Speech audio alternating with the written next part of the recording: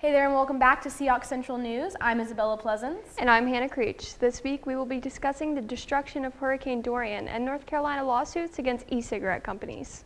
We'll also be talking about Gen X found in alligators in the Cape Fear River, as well as some exciting news from the film scene in Wilmington. So sit down and stay tuned, because Seahawk Central News starts right now.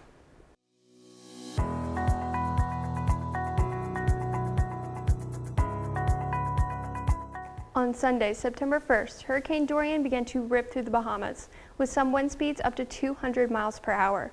Dorian didn't make it into Wilmington until Friday, September 6th. Many people in Wilmington expected and prepared for a Florence Part 2, but luckily damage here was minimal. There were power outages, trees down, and some minor flooding. Others that were in Dorian's path weren't so lucky though. The death toll in the Bahamas as of right now is 43 and expected to rise exponentially as many people are still unaccounted for. In the United States, at least 4 deaths have been blamed on Dorian. Many relief efforts are in full force to help those affected by this storm. If you wish to help, you can donate at redcross.org. What's turning these local alligators orange? Thankfully, it's not the Gen X infested waters that they're swimming in. It's just a harmless marker used to identify the test subjects of one of NC State's latest scientific studies. Very little is still known about the long-term health risks associated with Gen X and other PFA compounds that have infected Wilmington's water supply. Researchers have taken blood samples from several alligators and fish in the Cape Fear River and tested them for exposure to these chemicals.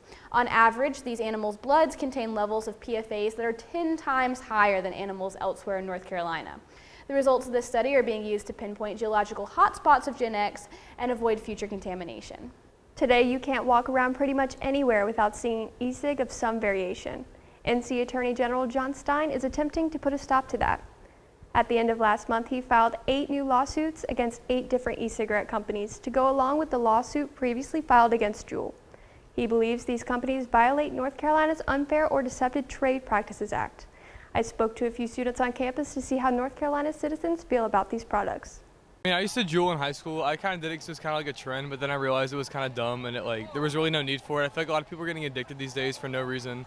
Like they're not actual smokers. I feel like it's just a trend these days that should probably stop. It exists primarily just to get teenagers hooked on nicotine and stuff, and they actively go out of their way to encourage younger generations to use these things by giving them flavors and basically styling them for teenagers, even though they're explicitly not allowed to do so. They actively encourage it anyway, and it causes problems for people later in life. I personally have never vaped or anything like that, but I honestly would rather be around that atmosphere than like cigarettes because I just can't stand the smell of them. Well, the reason I started is because my friends were doing it, and then I just kept doing it because honestly I was addicted to it.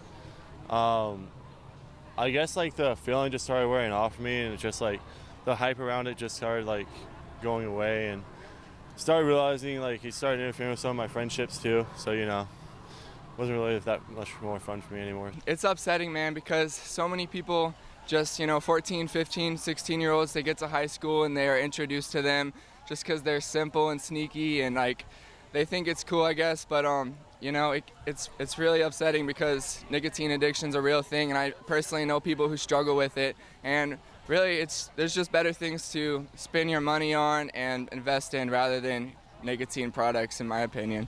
I think if people like to smoke them, then people have the right to smoke them. I do think they're a little healthier option than cigarettes, in my opinion, but like I said, people can smoke if they want.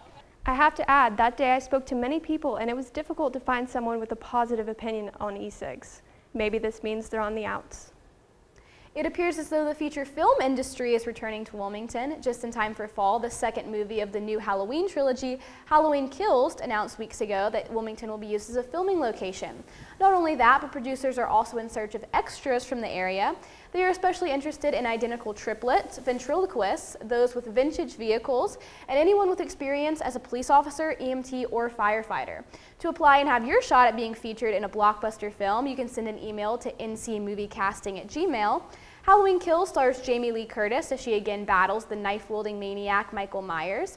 Filming is set to begin within the next few months, and the movie hits theaters October 16th, 2020. Well, that's all for us this week. Don't forget to like, follow, or subscribe to UNCW TealTV on your favorite social media platform. If you have any story suggestions or just want to talk about the show today, leave us a comment. With Seahawk Central News, I'm Hannah Creech. And I'm Isabella Pleasance. Thank you for watching, and we'll see you next week.